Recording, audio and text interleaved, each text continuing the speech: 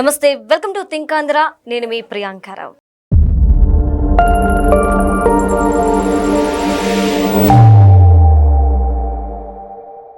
రీసెంట్గా కొన్ని యూట్యూబ్ వీడియోస్లో చూసినప్పుడు ఎన్టీఆర్ గారికి సంబంధించి కొంత నెగిటివ్గా మాట్లాడుతూ, అలానే ఆయన తిండికి సంబంధించి, ఆయన హావభావాలకు సంబంధించి జోక్స్ వేస్తూ చాలా నెగిటివ్ అనేది స్ప్రెడ్ చేయడం చూస్తూ వస్తున్నాం. అందులో రెండు విషయాలు మనం మాట్లాడుకుంటే, ఆయన బజ్జీలు చాలా ఎక్కువ ఒక 100 రూపాయలు అట్లా తెచ్చేసుకొని ఒకేసారి తినేసేవాళ్ళని, కోడిని తినేస్తారు, ఆయన కుంభకరుల్లా తింటాడు అని చెప్పేసి కొంతమంది అంటూ, కొంతమంది ఏమో ఆయన మేకప్ కి సంబంధించిన కర్చీఫ్లని, టవల్స్ అని, కాస్ట్యూమ్స్ అని తీసుకెళ్లిపోయే వాళ్ళు అంటూ ఈ విధంగా స్ప్రెడ్ చేస్తున్నారు.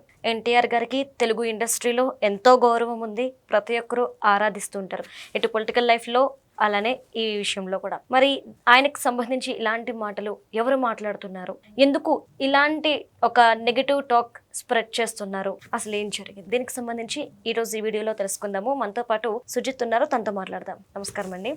సీనియర్ ఎన్టీఆర్ గారు, ఆయనకంటూ ఒక ప్రత్యేకమైన స్థానం ఉంది. కానీ రీసెంట్ గా కొన్ని యూట్యూబ్ ఛానల్స్ లో చూస్తే ఆయన తినే తిండి మీద మిరపకాయ బజ్జీలు ఘోరంగా తింటారని, మిరపకాయతో సైతం తినేస్తారని, కోడిని తినేస్తారు, క్యారియర్లు ఫుడ్ తింటారు అని చెప్పేసి అది నెగిటివ్ గా స్ప్రెడ్ చేస్తూ ఒక హాస్యాస్పదంగా దాన్ని చేస్తూ ఉన్నారు. కాస్ట్యూమ్స్ అవి దొంగలించేవారు, పట్టుకెళ్ళిపోయేవారని. ఏంటి, ఎవరు ఇదంతా చేస్తున్నారు, ఎందుకు చేస్తున్నారు? నేను కూడా చాలా అబ్జర్వ్ చేశానండి. సోషల్ మీడియా వేదికగా కొంతమంది పని కట్టుకొని దుష్ప్రచారం చేసేటటువంటి ప్రయత్నం భారీ ఎత్తున. ఎన్టీఆర్ అంటే మనందరికీ తెలుసు, రామారావు గారి వల్ల తెలుగు ప్రజలకు ఒక ఉన్నతమైనటువంటి పేరు రావడం జరిగింది.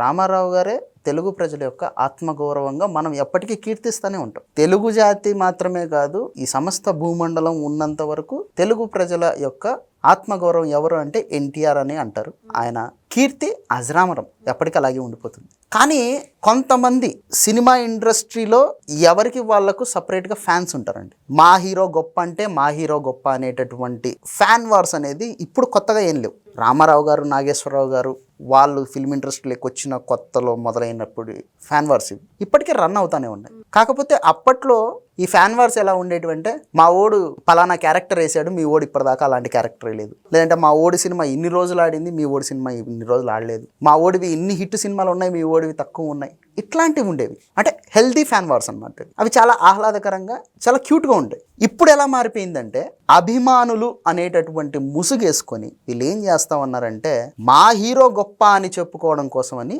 ఎదుటి వాళ్ళ అభిమాన నటుల్ని నీచాతి నీచంగా, ఘోరాతి ఘోరంగా వాళ్ళని ట్రోల్ చేయడం, ఇంకా ముందుకేసి వాళ్ళ కుటుంబాల్లో ఉన్నటువంటి మహిళల్ని కూడా ట్రోల్ చేయడం, దారుణాతి దారుణంగా మాట్లాడడం, వాళ్ళ పుట్టుకల గురించి, వాళ్ళ బ్రతుకుల గురించి నీచాతి నీచంగా, ఇలా ఒక రకంగా ఉన్మాదంగా తయారైపోయారు ఫ్యాన్స్. వాళ్ళ అభిమానులని కానీ వీళ్ళ అభిమానులని కానీ ప్రత్యేకించి చెప్పక్కర్లేదు, అందరి అభిమానులు అలాగే తగలబడ్డారు. అది ఆ ఫ్యాన్ వార్స్ అనేది పీక్స్ లెవెల్కి వెళ్ళిపోయేసి ఆ కుటుంబాల్లో, ఇప్పుడు తెలుగు ఫిలిం ఇండస్ట్రీలో ఆల్మోస్ట్ అన్ని లెగసీ ఉన్నటువంటి కుటుంబాలే. ఎవ్వరు కూడా స్వయం కృషిగా, ఇప్పుడు స్వయం కృషిలో చిరంజీవి గారు వచ్చినట్టు సింగిల్గా రాలేదు, అందరికీ లెగసీ ఉంది. ఆ కుటుంబాల్లో హై రేంజ్లో ఉన్నటువంటి వాళ్ళను డిగ్రేడ్ చేయడం మొదలుపెట్టారు. అట్లాంటి పరిస్థితుల్లోనే ఎన్టీ రామారావు గారి యొక్క చరిత్రను వక్రీకరించే విధంగా, ఎన్టీ రామారావు గారి ఘనతను భావితరాలకు తెలియని విధంగా, తెలియకుండా ఉండడం కోసం అని చెప్పేసి ప్రత్యేకించి ప్రతి సంవత్సరం రామారావు గారి జయంతికి, వర్ధంతికి తెలుగుదేశం పార్టీ వాళ్ళు పెద్ద ఎత్తున జరుపుకుంటారు. అలాగే తెలుగు ప్రజలు రామారావు గారిని ఇష్టపడని వాళ్ళంటూ ఎవరు ఉంటారండి? ప్రతి ఒక్కరు ఇష్టపడతారు. ప్రతి ఒక్కరిని ఆ విధంగా ప్రభావితం చేశాడు ఆయన. కాబట్టి తెలుగు ప్రజలందరూ పెద్ద ఎత్తున ఆయనకు ఘన నివాళులు కూడా ఇచ్చుకుంటారు. దీన్నే రూపుమాపాలని చెప్పేసి ఒక వర్గం తయారైందనమాట. వాళ్ళకు ఉన్నటువంటి టాస్క్ ఏంటి అంటే, ఎన్టీ రామారావు చరిత్ర మీద బురద జల్లాలి. ఇప్పుడు రీసెంట్గా చాలా యూట్యూబ్ ఛానళ్ళల్లో చూస్తున్నాను, ఎవడెవడనో పట్టుకొని వస్తారు. వాడేమంటాడు, ఎన్టీఆర్ 50-60 బజ్జీలు తినేస్తాడు అని అంటాడు ఒకడు. ఇంకొకడేమో 18-20 సోడాలు తాగేస్తాడు ఎన్టీఆర్ అంటాడు. ఇంకొకడేమో పరగడుపునే ఎన్టీ రామారావు ఒక 2 లీటర్ల పాలు తాగేస్తాడు అంటాడు. ఇంకొకడు వచ్చేసి స్నానం చేసిన వెంటనే 4 గంటలకే ఆయనకు ఒక 20-30 ఇడ్లీలు, ఒక నాటుకోడి కావాలి అని చెప్పేసి ఎవడెవడో, వాడికి ముక్కు తెలియదు, మూతి తెలియదు, వాడు ఎవడో కూడా ఎవడికి తెలియదు, వాడినల్లా ఈ యూట్యూబ్ ఛానల్ పట్టుకోరావడం. ఎన్టీఆర్ గురించి ఏదైనా చెప్పండి అంటే వాడు ఏదో వాడికి నోటికి తోచింది వాడు చెప్పడం. ఆ వీడియోలన్నింటినీ పట్టుకొని వచ్చి ఈ ఎన్టీఆర్ వర్ధంతి జయంతి నాడు వీళ్ళు తిప్పుకుంటూ, ఈయన కారణ జన్ముడా, ఈయన గొప్పవాడా, ఈయనకు భారతరత్న ఇయ్యాలా అని చెప్పేసి నీచాతి నీచంగా నెగిటివ్ ప్రచారం చేస్తూ ఉన్నారు. చాలా ఏళ్ల నుంచి జరుగుతుంది. కానీ వీళ్ళందరికీ అది ఏం సునకానందమో తెలియదు. ఒక వ్యక్తిని మనం ట్రోల్ చేస్తున్నాము, కానీ ఆ వ్యక్తి చరిత్ర తెలుసుకోవాలనేటటువంటి ఇంగిత జ్ఞానం ఎందుకు ఉండట్లేదో వీళ్ళకి అర్థం కావట్లేదు. ఎన్టీఆర్ అనేటటువంటి వ్యక్తి ఒక సామాన్యమైన వ్యక్తి, సినిమా పరంగా కావచ్చు, రాజకీయంగా కావచ్చు. ఎన్టీఆర్ని కొట్టే వ్యక్తి ఇప్పటిదాకా పుట్ల. ఎవరెవరో వచ్చారు ఎన్టీఆర్తో సమానంగా మేము ప్రజల మనసులో ఉండిపోవాలి అని చెప్పేసి, ఎవరికి ఆ స్థాయి రాలేదు. ఇంతమంది లీడర్లు ఉన్నారు. ఎన్టీఆర్ని విమర్శించేటటువంటి సాహసం 2 తెలుగు రాష్ట్రాలలో ఎవడైనా చేయగలడా? చేసి బతికి బట్టగట్టగలడా వాడు రాజకీయంగా? ఎవ్వడు కూడా చేయడు. అంటే ఒక విధంగా చూసుకుంటే మీరు అన్నది ఓకే, ఎందుకంటే రాజశేఖర రెడ్డి గారు కూడా ఒక మెడికల్ కాలేజ్ కి సంబంధించి మనందరికీ తెలుసు. ఎన్టీఆర్ మెడికల్ కాలేజ్ అని ఉంటే దాన్ని డాక్టర్ ఎన్టీఆర్ అని చెప్పి మార్చింది రాజశేఖర రెడ్డి గారు. ఈ రోజు రాజకీయ పరంగా, సినీ పరంగా ఎన్టీఆర్ గారికి ఎందుకు అంత పట్టం కడుతున్నారు? డెఫినెట్గా అండి. ఇప్పుడు ఫస్ట్ ఫిల్మ్ ఇండస్ట్రీ పరంగా చూసుకుంటే ఆయన సినిమా రంగానికి చేసినటువంటి సేవ అనంతమైంది. ఎందుకంటే తెలుగు సినిమా అనేదే ఇతర భాషల వాళ్ళకు తెలియని రోజుల్లో మేము తెలుగు వాళ్ళం, మాది తెలుగు సినిమా అని చెప్పేసి దేశవ్యాప్తంగా తెలుగు సినిమాకు ఒక రికగ్నైజేషన్ తీసుకొచ్చినటువంటి వ్యక్తి నందమూరి తారక రామారావు గారు. దాదాపు 302 సినిమాలు చేశాడు ఆయన. ఇప్పుడు వీళ్ళు ఎవరైతే ఈ నెగిటివ్ క్యాంపెయిన్ చేస్తున్నారో వాళ్ళ ఫేవరెట్ హీరోలు 300 మార్కును దాటగలరా? కనీసం టచ్ చేయగలరా? దరిదాపులకైనా వెళ్ళగలరా? నందమూరి తారక రామారావు గారు దాదాపు 19 సినిమాలకు ఆయన దర్శకత్వం వహించాడు. వీళ్ళ హీరోలు ఒక్క సినిమానైనా డైరెక్ట్ చేయగలరా? ఆయన దాదాపు 47 సినిమాలను నిర్మించాడు. వీళ్ళ హీరోలు కనీసం ఒక 5 సినిమాలు నిర్మించగలరా? ఆయనకు రాని అవార్డే లేదు. వీళ్ళ హీరోలు ఒక అవార్డు తెచ్చుకోవడానికి నానా కష్టాలు పడతా ఉండేటటువంటి పరిస్థితి. ఆయన ఒక సంవత్సరానికి 10 సినిమాలు రిలీజ్ చేశాడు. వీళ్ళ హీరోలు సంవత్సరానికి ఒక్కటైనా చేయగలరా?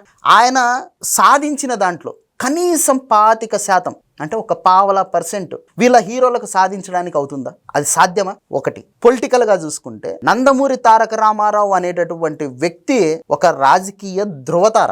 అప్పటిదాకా బడుగులు బలహీనులు అంటే కేవలం ఓటర్లు మాత్రమే, వాళ్ళకు వేరే ఏం ఉండదు. కానీ రామారావు గారు పార్టీ పెట్టిన తర్వాత బడుగు బలహీనులకు, ముఖ్యంగా బీసీ కులాలకు రాజకీయ చైతన్యం ఇచ్చినటువంటి వ్యక్తి ఎవరు? నందమూరి తారక రామారావు గారు. పెద్ద ఎత్తున లోకల్ బాడీ ఎలక్షన్లలో బీసీ కులాలను ఆయన ప్రోత్సహించడం జరిగింది. First point. రెండో పాయింట్, ఆయన మీద కమ్మవాడు, కమ్మ పార్టీ, తెలుగుదేశం పార్టీ అని చెప్పేసి ముద్రేసే ప్రయత్నం చేశారు గట్టిగా.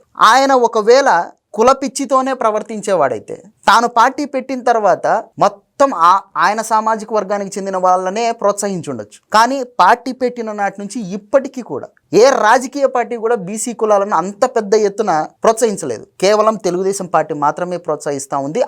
బీజం వేసింది, విత్తనం నాటింది నందమూరి తారక రామారావు గారు. తొలి ఎలక్షన్లో దాదాపు 98 మందిని బీసీ కులాల వాళ్ళను తీసుకెళ్లి అసెంబ్లీలో కూర్చోబెట్టాడు. ఎందుకు తెలుగుదేశం పార్టీకి ఈ రోజుకి బీసీ కులాలు అంటి పెట్టుకుని ఉన్నారంటే వాళ్లకు రాజకీయ చైతన్యాన్ని ఇచ్చింది నందమూరి తారక రామారావు గారు. తెలంగాణలో అక్కడి ప్రజల్ని పట్టి పీడిస్తూ ఉండేటటువంటి పటేల్ పట్వారీ వ్యవస్థను రద్దు చేసి ఆ తెలంగాణ ప్రజలకు స్వేచ్ఛనిచ్చింది ఎవరు? నందమూరి తారక రామారావు గారు. తెలంగాణ ప్రజలకు ఎప్పుడో పండగ లేదంటే ఏదైనా స్పెషల్ డే వస్తేనో వరెన్నం తినేటటువంటి అవకాశం ఉండేది. కానీ నందమూరి తారక రామారావు గారు ముఖ్యమంత్రి అయిన తర్వాత పేదలకి 2 రూపాయలకి కిలో బియ్యం ఇచ్చి ప్రతి ఒక్కడికి వరెన్నం తినేటటువంటి అవకాశాన్ని ఇచ్చాడు ఆయన. ఇప్పటికీ తెలంగాణ ప్రజలు నందమూరి తారక రామారావు గారి సేవల్ని గుర్తు చేసుకుంటారు. ఇక ఆంధ్రప్రదేశ్ విషయానికి వస్తే ఇక్కడ కరణం మున్సిబుల్ అని చెప్పేసి ఉండేవాళ్ళు అనమాట. వీళ్ళేంట్రా అంటే ఆ పొజిషన్లలో కూర్చొని పెత్తనాలు చేసేవాళ్ళు అనమాట. ఇష్టం వచ్చినట్టు భూదోపిడీలకు పాల్పడేవాళ్ళు. దాన్ని కూడా రద్దు చేశారు. ప్రభుత్వానికి ప్రజలకు మధ్య ఒక కనెక్టివిటీ లేని సమయం అది. ఆయన ముఖ్యమంత్రిగా చార్జ్ తీసుకున్నప్పుడు ప్రజలకు ప్రభుత్వానికి మధ్య కనెక్టివిటీ ఉండాలని మండల రెవెన్యూ వ్యవస్థ తీసుకొచ్చాడు. రైతులకు 50 రూపాయలకి హార్స్ పవర్ కరెంట్ ఇచ్చాడు. ఇట్లా చెప్పుకుంటూ పోతే రాజకీయంగా రామారావు గారు చేసినవి కోకొల్లలు. ఈ ఇంటర్వ్యూ ఇంకా ముగియదు.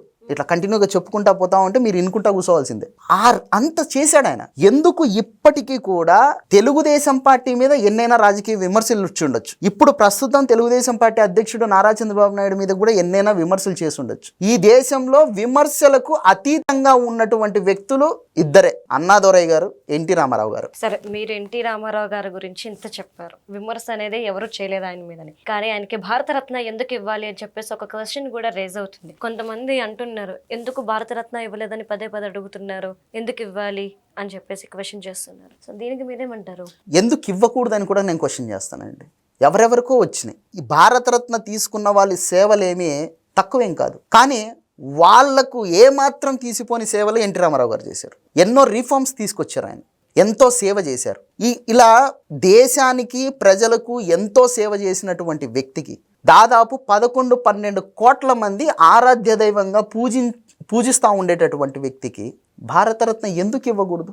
ఇంకా రామారావు గారు పొలిటికల్గా ఆయన రీఫార్మ్స్ తెచ్చాడంటే అది పాలిటిక్స్ కోసం చేసుంటాడని మీరు అనొచ్చు. కానీ ఆయన సినిమా ఇండస్ట్రీలోకి వచ్చిన తొలినాళ్ళలోనే ఆయన అప్పటికి ఇంకా స్టార్ కూడా అవ్వలేదు. రాయలసీమలో కరువు కాటకాలు వస్తే క్షయవ్యాధితో ప్రజలంతా తల్లడిల్లిపోతూ ఉంటే ఒక సినిమా నటుడు అయ్యుండి తన కొలీగ్స్ని అందరినీ సినిమా ఇండస్ట్రీలో ఉండే వాళ్ళందరినీ పోగు చేసుకొని రాయలసీమ ప్రజల కోసం జోలె పట్టినటువంటి వ్యక్తి నందమూరి తారక రామారావు గారు. అందుకనే నాదెండ్ల భాస్కర్ రావు ఇష్యూలో రాయలసీమలోనే 8 మంది చనిపోయారు, మళ్ళీ రామారావు గారే ముఖ్యమంత్రిగా ఉండాలి అని. ఇప్పటికీ నందమూరి కుటుంబానికి రాయలసీమ కంచుకోట. ఎందుకు అంటే ఆ రోజు రామారావు గారు చేసినటువంటి పని. దివిసీమ ఊపినప్పుడు మొత్తం సర్వం కోల్పోయినటువంటి ప్రజలకు అండగా నిలబడింది ఎవరు? ఆ రోజు కూడా ఆయన పొలిటీషియన్ కాదు, ఆయన కేవలం ఒక నటుడే. అంటే తాను ప్రజా జీవితంలో లేకపోయినప్పటికీ, తాను ఒక ప్రైవేట్ వ్యక్తి అయినప్పటికీ కూడా ప్రజలే తనను ఆ స్థాయిలో కూర్చోబెట్టారు కాబట్టి వాళ్ళ కోసం ఏం చేసినా తక్కువే అని తన స్టేటస్ని కూడా పక్కన పడేసి ఒక సామాన్యుడిగా ప్రజల కోసం పోరాడినటువంటి వ్యక్తి. ఆయన సినిమాలు కూడా ఎంతో విప్లవాత్మకంగా ఉంటాయి. తెలుగు జాతి మనది, నిండుగా వెలుగు జాతి మనది అని చెప్పేసి అప్పట్లోనే తెలంగాణ ఉద్యమాన్ని ఆయన తీవ్రంగా వ్యతిరేకించినటువంటి వ్యక్తి. ఇట్లా చెప్పుకుంటూ పోతే చాలా ఉన్నాయి ఆయన చేసినటువంటి పోరాటాలు. అటువంటి వ్యక్తికి ఎందుకు భారతరత్న ఇవ్వకూడదు? ప్రతి సంవత్సరం ఆయన వర్ధంతికో లేదంటే జయంతికో తెలుగుదేశం పార్టీ వాళ్ళు తీర్మానం చేయడం, సెంట్రల్ గవర్నమెంట్కు పంపడం, వాళ్ళేమో దాన్ని తీసి పక్కన పడేయడం. అసలు రీజన్ ఏంటి అనేది ఇప్పటికీ పెద్ద క్వశ్చన్ మార్క్. ప్రజలంతా కోరుకుంటా ఉన్నారు రామారావు గారికి భారతరత్న ఇవ్వాలి అని. ఇస్తే బాగుంటుందని మేము కూడా కోరుకుంటున్నాం. కానీ ఇక్కడ భారతరత్న గురించి పక్కన పెడితే సోషల్ మీడియా వేదికగా ఒక మహోన్నతమైనటువంటి వ్యక్తి యొక్క చరిత్ర మీద బురద చల్లేటటువంటి ప్రయత్నం ఎందుకు చేస్తూ ఉన్నారు? ఒకటి, వాళ్ళకి కులపిచ్చి ద్వారా, అంటే రామారావు గారిది ఒక కులం, వాళ్ళు అభిమానించే వాళ్ళ హీరోలది ఇంకొక కులం అయి ఉండొచ్చు. ఎంత కాదని చెప్పుకున్నా ఫిల్మ్ ఇండస్ట్రీలో కులం అనేది ఉంది. సో మా కులమే ఎదగాలి, మా కులపోళ్ళే పైకి రావాలి అనేటటువంటి ఉద్దేశం ఉండొచ్చు. లేదంటే వాళ్ళది వేరే కులం కదా, సినిమా ఇండస్ట్రీ మొత్తం కమ్మోళ్ళే ఉన్నారు కదా, అదంతా రామారావు దయవల్లే కదా అనేటటువంటిదైనా ఉండొచ్చు. ఒక కులం మీద ఉన్నటువంటి పిచ్చి కావచ్చు, ఆ కులంలో ఉన్నటువంటి నటుల మీద అభిమానం కావచ్చు, ఇతర కులాలు చెడ్డవాళ్ళు అన్నట్టు. ముఖ్యంగా నందమూరి కుటుంబాన్ని తీవ్రంగా వ్యతిరేకించేటటువంటి వర్గాలు తెలుగు ఫిల్మ్ ఇండస్ట్రీలో ఉన్నాయి. ఆ హీరోలు, ఆ ఫ్యాన్స్ ఆ కుటుంబం మీద ఎంత ఏడుపులు ఏడుస్తూ ఉంటారో మనం చూస్తూనే ఉన్నాం. సోషల్ మీడియా ఇప్పుడు వచ్చింది. సోషల్ మీడియా లేని సమయంలోనే నందమూరి హీరోల మీద విపరీతంగా వెబ్సైట్లు క్యాంపెయిన్లు చేశారు. బాబాయ్ అబ్బాయి జోక్స్ అని చెప్పేసి. అంటే బాలయ్య బాబుకు జూనియర్ ఎన్టీఆర్కు చిన్న గ్యాప్ ఉంది మధ్యలో, దాన్ని వాడుకొని దాన్ని ఇంకా పెద్దగా చేసే ప్రయత్నం. ఇట్లా కక్షగట్టి ఆ కుటుంబం మీద వ్యతిరేకంగా చేస్తూ ఉన్నారు. సరే, బాలయ్య బాబు జూనియర్ అంటే వాళ్ళు ఇంకా సస్టైన్ అవుతున్నారు కాబట్టి పక్కన పెట్టచ్చు. ఎప్పుడో 30 ఏళ్ల క్రితం చనిపోయిన వ్యక్తి మీద ఇప్పటికీ స్టిల్ ఇంకా ఏడవడం ఏంటి? దీంట్లో ప్రధానంగా చూసుకుంటే రాజశేఖర్ రెడ్డి అభిమానులు, జగన్మోహన్ రెడ్డి అభిమానులు ముందుగా ఉంటారు వీళ్ళు. ఎందుకంటే రామారావు గారికి వచ్చినంత ఖ్యాతి రాజశేఖర్ రెడ్డికి రాకపోవడం. రామారావు గారి మీద ఇప్పటికీ ఎవరు కూడా ఒక్క నయా పైసా ఆయన అవినీతి చేశాడు అని చెప్పి ఆరోపించడానికి కూడా సాహసించలేకపోవడం. రాజశేఖర రెడ్డి మీద అయితే కొన్ని లక్షల కోట్ల అవినీతి ఆరోపణలు ఉన్నాయి. స్వయంగా జగన్మోహన్ రెడ్డే మా నాన్న అవినీతి పరుడు అని చెప్పేసి సిబిఐ వాళ్ళకు చెప్పి ఛార్జ్షీట్లలో పేర్లు పెట్టించిన పరిస్థితి. సో వీళ్ళందరికీ ఏంటంటే రామారావు మీద ఎవరు కూడా ఆరోపించడానికి కూడా సాహసించలేరు. మా నాయకుడిని చూస్తే మాత్రం అవినీతి చక్రవర్తులు అని చెప్పేసి అంటా ఉన్నారు కదా అని చెప్పేసి వాళ్ళు కక్షగట్టి బురద జల్లే ప్రయత్నం చేస్తూ ఉన్నారు. ఇక ఈ సినిమా అభిమానులు వీళ్ళకేంట్రా అంటే, మేము ఎంత చేసుకున్నా కూడా, మా హీరోలు ఎంత గొప్ప స్థాయికి వెళ్ళినా కూడా రామారావు స్థాయిని అందుకోలేకపోతున్నారు. అట్లాంటప్పుడు ఏం చేయాలి? రామారావు ఖ్యాతిని కిందికి దించాలి. రామారావు సినిమా ఇండస్ట్రీ నుంచి రాజకీయాల్లోకి వెళ్ళాడు. అటువైపు సినిమా ఇండస్ట్రీలోనే నెంబర్ 1 అయిపోయాడు. రాజకీయాల్లో కూడా నెంబర్ 1 పొజిషన్ అనుభవించాడు.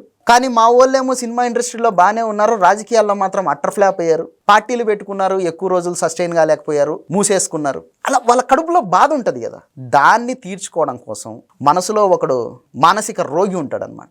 వాణ్ణి సంతృప్తి పరచుకోవడం కోసం తద్వారా సునకానందం పొందడం, అలాగే చరిత్ర మీద బురద చల్లడం, భావితరాలకు ఒక మహోన్నతమైనటువంటి వ్యక్తి యొక్క చరిత్ర తెలియకుండా చేయడం, ఇది టార్గెట్. ఓకే, సో అందుకోసం ఇవన్నీ జరుగుతున్నాయి. డెఫినెట్గా నాకు ఇదే అనిపిస్తుంది. Right, thank you so much.